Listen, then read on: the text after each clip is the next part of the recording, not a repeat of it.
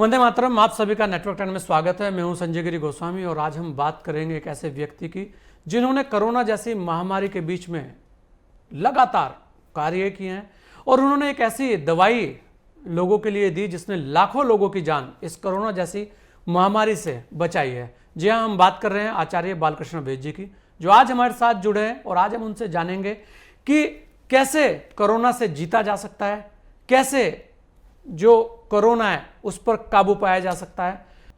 आचार्य जी, आपका बहुत बहुत स्वागत है नेटवर्क 10 में। जी भैया, बहुत धन्यवाद और आप सबके दर्शकों को भी मेरा प्रणाम।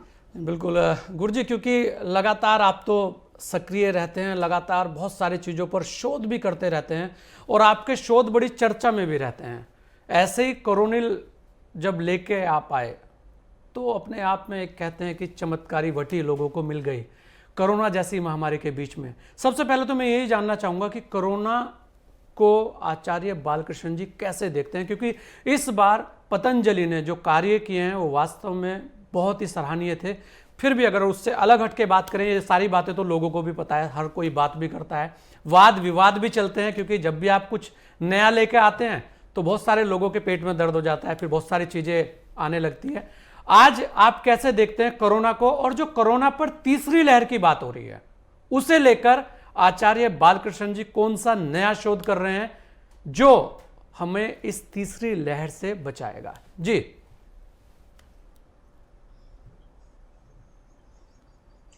देखिए, पतंजलि ने जब कोरोना शुरू भी नहीं हुआ था उस समय पर, भारतवर्ष के अंदर प्रारंभ भी नहीं हुआ था उस समय पर हम लोगों ने काम शुरू किया था।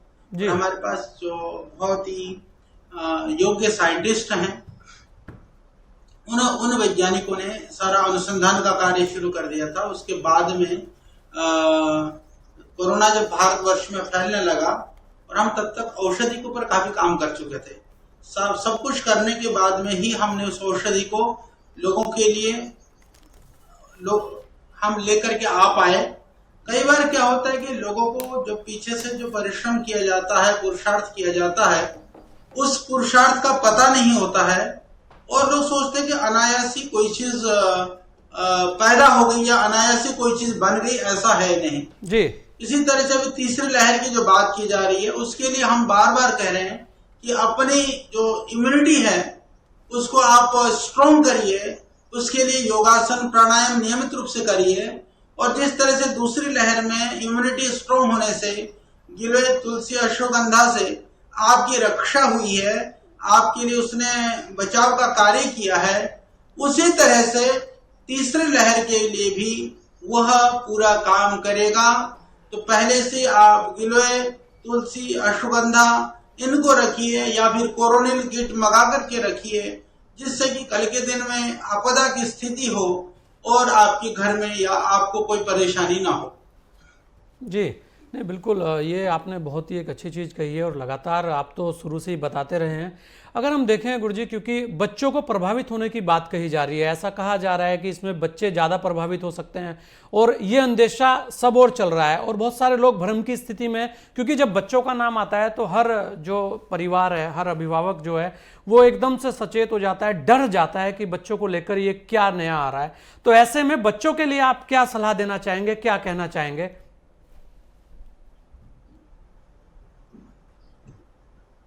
सबसे पहले आवश्यकता है कि जो सोशल डिस्टेंसिंग वगैरह जो प्रिकॉशंस है उसको हम पूर्णतः पालन करें, क्योंकि बचाव में बचाव है। यदि फिर भी किसी तरह से कोरोना हो जाए तो जो गिलोय, अश्वगंधा, तुलसी की हम बात कर रहे हैं या कोरोनिल की बात कर रहे हैं, हमने देखा है कि जो बच्चे भी यदि कोरोना से इफेक्टिव हुए हैं उनके लिए भी वो उतनी ही कारगर है। डोज कम कर दें। छोटे बच्चे तो 1/4 गोली, यदि थोड़े से बीच के एज के हैं तो आधी गोली, या थोड़े से बड़े बच्चे हैं तो 1 गोली दिन में 2-3 बार 4 बार आप दे सकते हैं। और बच्चों के लिए भी आपकी गोली जो है वो काम करती है। आप च्यवनप्राश दे दें। जी जी गुरु जी, बिल्कुल करिए। जी बोलिए। जी जी इसके साथ साथ में जरूरी है कि बच्चों को भी बचपन से आप योगासन प्राणायाम के लिए उनको नियमित रूप से करवाइए, उनकी दिनचर्या को आप ठीक कराइए, घर में गर्म पानी पीने की आदत डलवाइए, तली हुई चीजें, मैदे की चीजें, जंक फूड, फास्ट फूड, इन सब चीजों से बच्चों को बचा करके रखिए। ये सब करना बहुत जरूरी है। इसके बाद में फिर कोरोना से आपको भयभीत होने की स्थिति नहीं है। यदि किसी तरह से श्वास की परेशानी है या श्वास लेने में समस्या हो रही है तो पतंजलि बाम है या पतंजलि का दिव्यधारा है, वो छाती में मल करके या स्टीम ले करके आप ऑक्सीजन के लेवल को बढ़ा सकते हैं। और यदि ऑक्सीजन लेवल में ज्यादा परेशानी आ रही है तो अपनी एक औषधि है स्वसारी गोल्ड, उसको आप थोड़ा बड़ा बच्चा है या बड़े लोग हैं तो एक एक या दो दो भी खा सकते हैं। छोटे बच्चे हैं तो उसके कैप्सूल को खोल करके थोड़ी थोड़ी मात्रा में शहद से चटा सकते हैं। इस तरह से इन उपायों के द्वारा आप बड़े स्तर पर कोरोना से अपना बचाव कर सकते हैं। कोरोना हो जाए तो कोरोना से मुक्ति पा सकते हैं। बिल्कुल आचार्य जी, जैसे ये कहा जा रहा है कि जो कोरोना है उसका इफेक्ट जो है वो फेफड़ों पर ज्यादा आ रहा है, उसे लेकर हर कोई चिंतित रहा है और आपने भी देखा है, सभी लोगों ने देखा है कि किस तरह से कोरोना ने वार किया लोगों पर। तो अधिकतर जो केसेस थे या तो हार्ट अटैक के केसेस आए हैं, कोरोना सही हो गया तो उसके बाद अटैक आ गया, या फेफड़े खराब कर दिए गए हैं। उसे लेकर आपका जो शोध है वो क्या कहता है कि आखिर ऐसे क्या कारण रहे हैं कि ये जो बीमारी आई है वो दो चीजों पर बहुत ज्यादा इफेक्टिव हो रही है? उसके अलावा जो आपकी वटी है वो कैसे उस पर काम करती है? मैं आपको बताना चाहता हूं कि कोरोना तो 8-10 दिन 12 दिन के बाद ठीक हो जाता है, परंतु बाद में जो इफेक्ट आप देख रहे हैं पोस्ट कोविड इफेक्ट है, उसमें बड़ा जो योगदान है, जो अनावश्यक स्टेरॉइड दी गई है, ज्यादा औषधियां दी गई है, उनका जो दुष्प्रभाव है। कोरोना ठीक हो जाता है पर जो औषधियों का दुष्प्रभाव वो छोड़ करके चला जाता है। इसीलिए जो अच्छे डॉक्टर्स हैं वो भी इस बात को मानते हैं कि एलोपैथिक दवाई जितना इमरजेंसी के लिए जरूरत है, जितना कम से कम में काम चल सके, उतनी ही औषधियां देनी चाहिए, पहली चीज। दूसरी बात, उस स्थिति में ये बहुत जरूरी है कि आप ब्रीदिंग एक्सरसाइज, श्वसन की जो प्रक्रिया है, श्वसन की जो व्यायाम है, वो बहुत जरूरी है, उसको नियमित रूप से करें। और साथ में औषधियां जो हम आयुर्वेदिक बात कर रहे हैं वो तीनों स्थिति में काम करती हैं, प्रिवेंशन का भी काम करती हैं, ट्रीटमेंट में भी काम करती हैं, पोस्ट कोविड में भी वो हेल्प करती हैं। इसलिए आप उनको करते हैं तो बाद में भी कोरोना के बाद जो वीकनेसेस आती हैं, कमजोरी आती है, फेफड़ों पर जो है दुष्प्रभाव होता है या हार्ट वगैरह कमजोर हो जाती है, उसमें भी स्वसारी और कोरोनिल बेहतरीन काम करती है। बिल्कुल स्वामी जी, क्योंकि एक बात आपने और अभी बोली कि बहुत सारे बार जो एलोपैथिक दवाई है उसे लेने के लिए कहा जाता है कि भाई कम लीजिए, कहीं इसके इफेक्ट ना आए। अब की बार ऐसा कुछ हुआ कि आप देखिए आयुर्वेद वर्सेस एलोपैथी कर दी गई। ये बहुत बड़ा विवाद पूरे देश में चला और बहुत सारे लोगों ने इसमें अफवाहें भी उड़ाई, बहुत सारे लोगों ने इसमें हम कहेंगे कि मिर्ची भी डाली, बड़ा मजा भी लिया। आखिर ऐसा क्यों इस तरीके की चीजें चलाई जाती है? क्योंकि आयुर्वेद अपनी जगह है, एलोपैथी अपनी जगह है, उसके बाद भी इस तरीके की हम कहेंगे स्थिति पैदा की गई कि टकराव की स्थिति आए। कैसे देखते हैं आप उसे?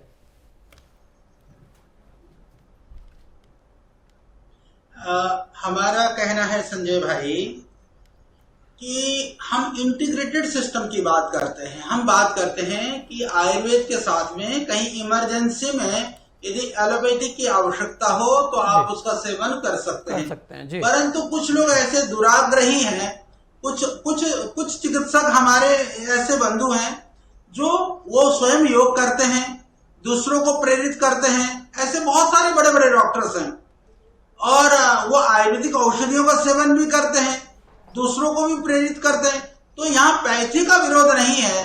कुछ तथाकथित जो फार्मा कंपनी के एजेंट हैं या जिनको बहुत पूर्वाग्रह है, या उन लोगों की एक तरह से विकृति के कारण से ये स्थिति बनी है, तो वो उनकी मानसिकता की वजह से स्थिति बनी है। यहाँ मानसिकता की बात है और भारतवर्ष के लिए सबसे बेहतरीन यही है, किसी भी रोग में जिस भी औषधि से रोगी का लाभ हो सकता है उसके लिए हमको उपाय करना चाहिए। हमने उसी के लिए प्रयास किया। कुछ लोगों ने इसको दुराग्रह के रूप में लेने का प्रयास किया, पर उसको देश की जनता ने बहुत अच्छी तरह से जवाब दे दिया है। नहीं, बिल्कुल आचार्य जी, जैसे आप देखते हैं, क्योंकि एक बात इसमें बहुत महत्वपूर्ण ये आई है कि जो फार्मा कंपनीज हैं, जो इंटरनेशनल स्तर पर बैठी हैं, बड़ी महंगी महंगी दवाइयाँ परोसती हैं, ये डॉक्टरों की लड़ाई नहीं थी, ये कहीं ना कहीं उनके द्वारा चलाया गया एक अभियान सा था। क्या कहेंगे इसे आप जी? इसमें बहुत सारे तत्व मिल गए थे। कुछ को पूर्वाग्रह था, किसी को आग्रह था, कोई षड्यंत्र का पाठ था, कुछ अज्ञानता में थे, तो कुछ लोगों को पूरी तरह से ये प्लानिंग के तहत भी किया गया था। और ये पहली बार हुआ कि देश के लोगों ने इतने बड़े स्तर पर ये महसूस किया है, और कोरोना के टाइम तो विशेष करके महसूस किया, जिन्होंने अपनों को खोया और अपनी संपत्ति को भी खोया, यानी रोगी भी नहीं बचा और लाखों लाखों रुपए का बिल भी बन गया। तो ये एक बड़ा प्रश्न है कि जब हमारी कोरोना तो 500 रुपए की है, 500 रुपए में पूरे परिवार के लिए 1 महीने की औषधि है, तो आप एक दिन में कितना बिल बनाते हैं, एक बड़ा प्रश्न है। इसके ऊपर स्वस्थ परिचर्चा होनी चाहिए। इसको लेकर के आपस में एक बड़े लेवल पर हमको सबको बैठ करके विचार करने चाहिए। हम इसको ऐसा मानते हैं। नहीं, बिल्कुल किसी आचार्य पैसे जी, का विरोध नहीं है। ये जो बात है, ये कहीं ना कहीं ये दर्शा रही है, क्योंकि जिस तरीके की बातें आप बता रहे हैं और वास्तव में बहुत सारी चीजें सामने भी आई है कि ये आयुर्वेद को कहीं फेल करने की साजिश तो नहीं।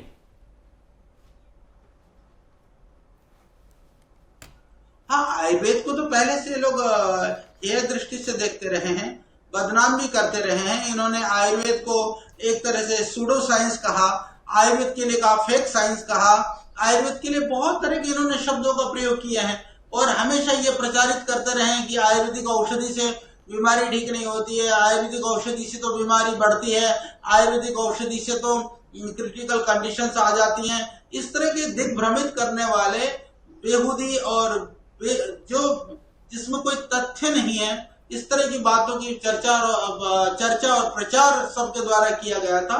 पहली बार हम लोगों ने एविडेंस बेस्ड मेडिसिन के रूप में आयुर्वेद को पूरे देश के सामने लेकर के आए। और मैं एक विनम्र निवेदन करना चाहता हूं, हम लोग प्रतिदिन 30-40 हजार रोगी देखते हैं, उनमें से हजारों रोगी ऐसे होते हैं जो एलोपैथी के द्वारा बिगाड़े होते हैं, एलोपैथी के द्वारा क्रिटिकल बनाए गए होते हैं, एलोपैथी के द्वारा जो है किसी तरह का कोई ना कोई अंग भंग हुआ होता है।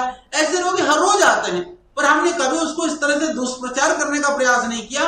पर वहां तो एक भी ऐसा रोगी नहीं आयुर्वेद का, फिर भी आयुर्वेद को बदनाम करने के लिए इस तरह की चीजें की जा रही है। बिल्कुल आचार्य जी, ये भी कहा जाता है कि बहुत बार ऐसा होता है कि जो आयुर्वेदिक दवाइयां हैं वो शोध होकर नहीं निकलती, तो उसे लेकर आप क्या कहना चाहेंगे?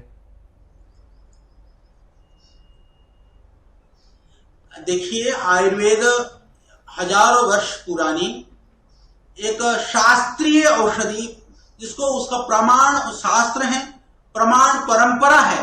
इसके अतिरिक्त क्रिटिकल और क्रॉनिक डिजीज के लिए हमने एविडेंस बेस्ड मेडिसिन के रूप में जितने भी प्रोटोकॉल होते हैं, चाहे वो इन विवो इन विट्रो है, क्लिनिकल कंट्रोल ट्रायल है, क्लिनिकल डबल ब्लाइंड जो स्टडीज है, जिस भी लेवल का जो भी वैश्विक स्तर का जो मान्य प्रोटोकॉल है, उसके तहत हम लोग रिसर्च करते हैं। हमने कभी ये नहीं सोचा कि आयुर्वेद है तो हमको रिसर्च नहीं करना है। हमने सोचा कि दुनिया के रिसर्च के लिए जो भी पैरामीटर्स हैं, मापदंड हैं, उनको हम 100% अपनाएंगे, ये सोच करके हम पूरा अनुसंधान कर रहे हैं। जी नहीं, बिल्कुल आपका तो बहुत बड़ा शोध संस्थान भी है, लगातार आप प्रयास भी करते रहते हैं। अगर हम देखें आचार्य जी, कैसे आयुर्वेद को, क्योंकि आज एक बहुत बड़ा विषय यह भी है कि आयुर्वेद के जो अच्छे डॉक्टर हैं उनकी कमी है, और बहुत सारे आयुर्वेद के जो डॉक्टर्स हैं वो एलोपैथिक की दवाइयाँ लिखते हैं, तो ये भी एक बहुत बड़ी समस्या है। इसे लेकर आप क्या कहना चाहेंगे? क्योंकि अगर आयुर्वेद के जो डॉक्टर्स हैं, जब वो अपनी ही दवाइयाँ नहीं लिखेंगे और वो एलोपैथिक दवाइयाँ लिखेंगे, तो कहीं ना कहीं फिर बहुत सारे विवाद तो अपने आप ही खड़े होंगे।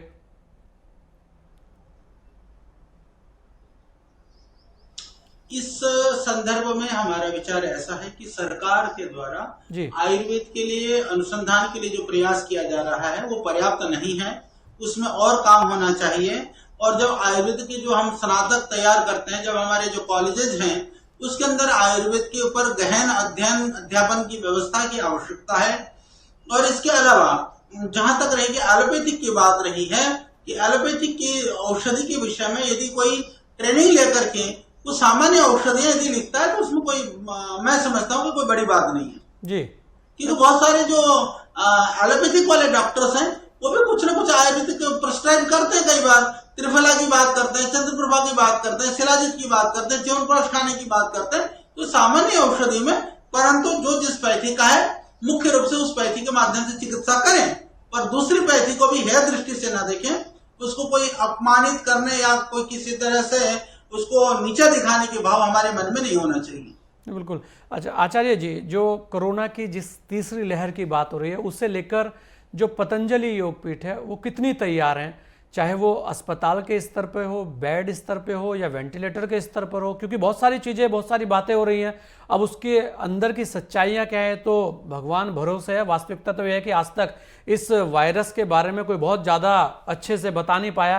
कहते कुछ है, होता कुछ है, निकलता कुछ है, हो कुछ और जाता है। तो ये ऐसी भी बहुत सारी चीज़ें हैं, लेकिन फिर भी हम यही कहेंगे, क्योंकि लगातार आप कोरोना की जो दूसरी लहर थी उसके अंदर जिस तरह आपने कार्य किए, जिस तरह लोगों की मदद की, वो वास्तव में बहुत ही अपने आप में एक सराहनीय कार्य है। अगर हम तीसरी लहर की बात करें और वर्तमान में हरिद्वार की अगर हम बात करें तो वहां कोरोना को लेकर अब क्या स्थिति है?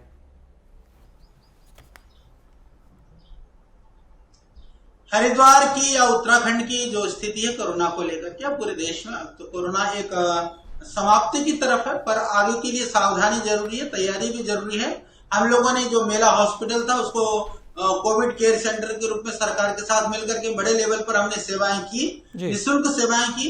और अभी आगे के लिए भी जो गुरुकुल कांगड़ी जो आयुर्वेदिक कॉलेज है उसके अंदर कोविड सेंटर गवर्नमेंट के द्वारा जो चलाया जा रहा है वो पतंजलि के सहयोग से चलाया जा रहा है। वहां पर आज रोगी ना होने पर भी हमारा पूरा सिस्टम, स्टाफ पूरा बड़े लेवल पर वहां पर तैयार है और हमारी पूरी टीम लगी हुई है। और हम पतंजलि के माध्यम से भी हमारे जो वैद्य चिकित्सक हैं वो पूरे देश के अंदर जितने हमारे चिकित्सालय हैं, जो 2000 से ज्यादा जो वैद्य और चिकित्सालय हैं उनके माध्यम से भी, और हमारे जितने भी योग शिक्षक हैं पूरे देश के अंदर 10 लाख से ज्यादा हमारे योग शिक्षक हैं, उनके माध्यम से भी जो अवेयरनेस और लोगों को हेल्प करने के लिए, कोरोना के जागरूक करने के लिए, योगासन प्राणायाम के लिए लगातार हम लोग काम कर रहे हैं। हर स्तर पर पतंजलि काम कर रहे हैं। क्रिटिकल केयर के लिए हॉस्पिटल तैयार है, प्राइमरी और सेकेंडरी लेवल के लिए हम योग और प्राणायाम के माध्यम से पूरे देश के अंदर जागरूकता और प्रचार काम कर रहे हैं। आचार्य जी, योग और आयुर्वेद दोनों कितने जरूरी हैं? कैसे देखते हैं आप? कैसे कहेंगे लोगों को कि इस दोनों चीज़ों को अमल में लाए और वास्तव में वो सही हो जाएंगे? क्योंकि इस पर विश्वास करना ये एक बहुत बड़ी चुनौती है।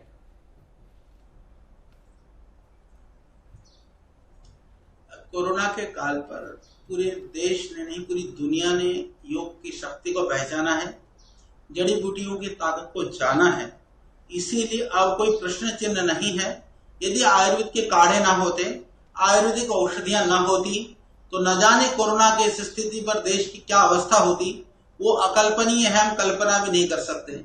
और योग के माध्यम से न केवल कोरोना ठीक हुआ है, अब तो कोरोना का जो भय है या पोस्ट कोविड जो इफेक्ट हैं, जो साइड इफेक्ट्स हैं, उनको रोकने का काम भी आपके जो है योग ने किया है, बड़े स्तर पर किया है। तो इसीलिए अब योग और आयुर्वेद की शक्ति और कोरोना के लिए उसका जो प्रभाव है वो अब कोई उसमें कोई प्रश्न चिन्ह नहीं है। और आदरणीय प्रधानमंत्री जी ने भी अंतर्राष्ट्रीय योग दिवस पर 21 तारीख को यही कहा कि हमारे चिकित्सक बंधुओं के भी जीवन की रक्षा करने में योग की बड़ी महती भूमिका है। जी। अच्छा आचार्य जी, क्योंकि एक चर्चा बहुत होती है कि आप इतना बड़ा एक पूरा बिजनेस का एम्पायर है वो संभालते हैं, इतनी सारी ऊर्जा कहाँ से लाते हैं आप? वो कौन सी वटी है? वो कम से कम और भी हमारे सब साथियों के पास आनी चाहिए, क्योंकि आप ऐसे ही एकदम हंसमुख रहते हैं, ऐसे ही सक्रिय रहते हैं, ऊर्जावान रहते हैं। तो वो जो वटी है उसकी जानकारी जरा सबको मिलनी चाहिए। संजय भाई, हमारी ऊर्जा के स्रोत हमारी देश की जनता है। जिन लोगों की भावनाएं, जिन लोगों की आस्था हमारे प्रति है और वो हमको ऊर्जा देते हैं, और हमारे मन में भाव आता है कि जो भी हम समाज के लिए, देश के लोगों के लिए कर पा रहे हैं वो पर्याप्त नहीं है, हमको और करना चाहिए, और करना चाहिए। इसीलिए हमको ऊर्जा बनी रहती है। तो लोगों का विश्वास हमारी ऊर्जा का स्रोत है। भोजन और आहार तो कोई सामान्य आहार हम लेते हैं, पर प्रयास रहता है कि प्रतिदिन कम से कम प्रातः काल हम थोड़े समय के लिए योग अवश्य करें, श्रद्धेय स्वामी जी तो बहुत ज्यादा करते हैं, पर फिर भी हम प्रयास करते हैं कि हम भी नियमित रूप से सुबह योग करें। जी, क्या पतंजलि कोई रोड मैप बना रही है गुरुजी, अग्रिम जो स्थितियां उन्हें लेकर? क्योंकि जिस तरह से बहुत सारे विवाद इस बार हुए, बहुत सारे चैलेंज आपके सामने आए, बहुत सारी चुनौतियां आपको मिली, तो अब जो नया रोड मैप है उसे लेकर क्या कोई जानकारी आप देंगे? देखिए, मैं आपके चैनल के माध्यम से, नेटवर्क जो आपका 10 न्यूज चैनल है, इसके माध्यम से मैं पूरे देशवासियों को एक संदेश देना चाहता हूँ जी। आप कुछ कार्य करोगे तो हलचल तो होगी, और आप कितना भी अच्छे काम करोगे, कोई जरूरी नहीं है कि 100% आपके साथ आपके लोगों की स्वीकार्यता हो, सहमति हो। लोगों की कई लोग अज्ञानता से, कई लोग स्वार्थ से, कई लोग पूर्व नियोजित पूर्वाग्रह से, कुछ लोग यूं ही बेमतलब आपके विरोध में खड़े हो सकते, परंतु तय आपको करना है कि जो आप काम कर रहे हो या जो आप काम करने की सोच रहे हैं, उसके द्वारा क्या देश के लोगों का भला होगा, इससे लोगों के लिए, हमारे संस्कृति के लिए, परंपरा के लिए, संविधान के लिए, राष्ट्र के लिए कोई लाभ होगा। यदि आपकी अंतरात्मा कहती है हाँ, तो पूरे मनोयोग से, पूरी ताकत से, पूरी ऊर्जा से और संपूर्ण शक्ति लगाकर के हमको जुटना चाहिए। इसी भाव से हम जुटते हैं, उसका ही परिणाम है कि आज देश के करोड़ों करोड़ों भाई बहन, जिनसे कभी हम मिले नहीं, कभी हम नजदीक से जानते नहीं हैं, उनकी भावनाएं भी आज इस पतंजलि के मिशन से, अभियान से, श्रद्धेय स्वामी जी का जो पुरुषार्थ है, जो तप है, उसके साथ जुड़ी हुई हैं। तो ये उसका ही परिणाम है जो हम अपनी पूरी शक्ति लगा करके देश के लिए कुछ कर गुजरने की तमन्ना के साथ आगे बढ़ रहे हैं। बिल्कुल आचार्य जी, आपका तो आगे बढ़ना लगातार चल ही रहा है, और जितनी ऊर्जा आप में है वास्तव में वो एकदम देखने लायक है, और सभी लोग उसके कायल भी हैं। लेकिन वो वटी आज आपने हमें तो दी नहीं है, आपने हमें तो खाली योग की एक वटी दी है, लेकिन वास्तविक जो एक हम कहते हैं वो काढ़ा है, वो काढ़ा आप सार्वजनिक नहीं कर रहे हैं। चलिए, ये भी बहुत एक अच्छी वो है। आचार्य जी, एक लास्ट सवाल, क्योंकि आपका समय बड़ा कीमती है। जो आयुर्वेद के महाविद्यालय हैं उसे लेकर भी आपने आवाज़ उठाई थी, उसे लेकर भी आपने कहा था कि आयुर्वेद पर महाविद्यालय होने चाहिए, वास्तव में वो कितने जरूरी हैं, और उसे लेकर पतंजलि योगपीठ क्या कर रहा है? हमारा पतंजलि योगपीठ का अपना आयुर्वेद महाविद्यालय है। हम यूजी पीजी दोनों ही कराते हैं, और बहुत अच्छे स्तर पर हम आयुर्वेद को यहाँ पर आयुर्वेद की शिक्षा देते हैं। और मुझे कहते हुए प्रसन्नता है कि देश के जो अग्रणी 5-6 संस्थाएं हैं, कॉलेजेस हैं, उनमें पतंजलि संस्थान का नाम है।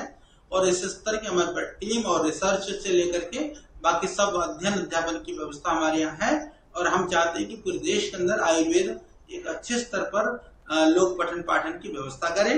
और संजय भाई, लास्ट में काढ़ा में गिलोय का काढ़ा सुबह डेली पीता हूँ, और सबसे निवेदन करता हूँ, गिलोय का काढ़ा पीते रहोगे तो वो अमृता है, वो शक्तिदायक है, और विविध तरह के रोगों में आपको बचाने में कारगर है। बिल्कुल। कोरोना को लेकर लोगों से, अपने जो आपके लोग हैं, आपके फॉलोअर्स हैं, जो उत्तराखंड के लोग हैं, या मैं कहूँगा पूरे देश के लोगों से, क्या बालकृष्ण जी अपील करना चाहेंगे?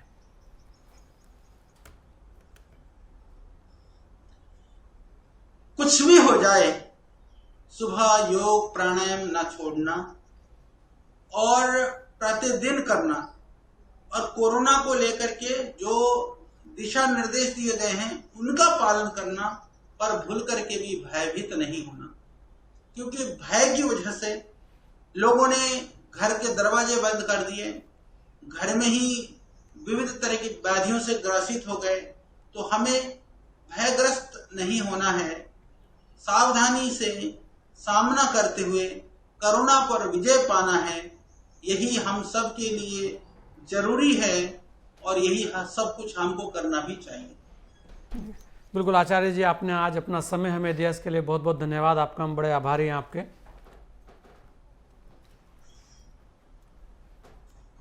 जी भैया, बहुत प्रणाम आपको, संजय गिरी गोस्वामी भाई, और आपकी पूरी टीम को भी और सभी दर्शकों को भी मेरी बहुत शुभकामनाएं।